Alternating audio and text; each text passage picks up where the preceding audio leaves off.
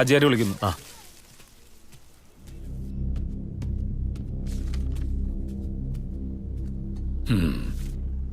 അപ്പൊ 25 പണി എനിക്ക് കിട്ടിയില്ലേ നിത്യാനന്ദ? 25 പണി കിട്ടിയില്ലല്ല മൈന എനിക്ക് ബേജാറ്. ഓൻ എന്നോട് കാണിച്ച നെറികേട് അത് വിചാരിക്കുമ്പോഴാ എനിക്ക് പ്രാന്ത് പൊട്ടുന്നത്. ഒരാളെ മൊയിൻ്റാക്കിയതല്ല പ്രശ്നം. കച്ചവടത്തിൽ കായ്ക്ക് കായിന് വേണ്ട പോനെ. ഇനി എറണാകുളത്ത് പോയില്ലേ അടിച്ചോ എന്താക്കാനാ? പോയിട്ടാ സൂളമോനെ കാണുക തന്നെ. നോക്ക്, ഓനോട് കച്ചറയ്ക്കുന്നിട്ട് കാര്യമില്ല. നൈസായിട്ട്. ആയി എന്നാലും ഒരാള് തിരക്കടില്ലല്ലോ. ഓനിങ്ങനെ നോട്ട് വലിക്കുന്ന കാര്യം അറിഞ്ഞ്. ഇന്ത്യ എന്ന് പറഞ്ഞാല് സംഗതി വലിയ രാജ്യനാന്ന്.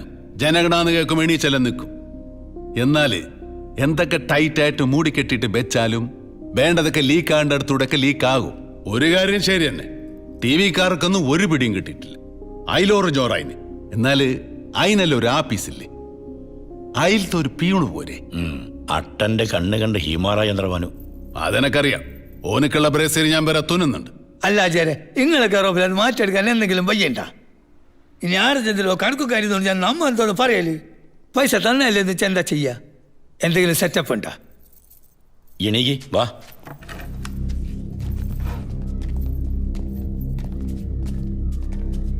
ഷർഫോ, ഷർഫോ,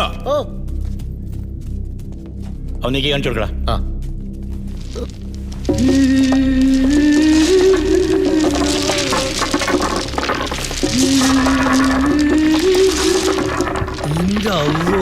കണ്ടല്ലോ, ഇത് ഇതിന്റെ അറ്റം വരട്ട്. ഇത് എത്ര ഉണ്ടെന്ന് ഞമ്മക്കെന്നെ അറിയില്ല. അല്ല ആചാര്യ, ഇനി ഇതെന്താക്കല്? എന്താക്കാനാ? കോയമാനെ മുടികാടാ. അത് ധനുമാസാ വരുന്നത്. ഇനിയിപ്പോ തണുപ്പത്ത് തീ കായതിന് ഇതുകൊണ്ട് പറ്റുള്ളൂ. എറണാകുളത്തൊരു പാർട്ടി ഒന്ന് മുട്ടിയിട്ടുണ്ട്.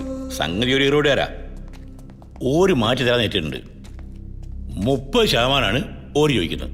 അതായത് 130 ഓര് കൊടുക്കണം. നിങ്ങളിപ്പോ ഏതായാലും എറണാകുളത്തേക്ക് പോവല്ലേ? ആന്ന്.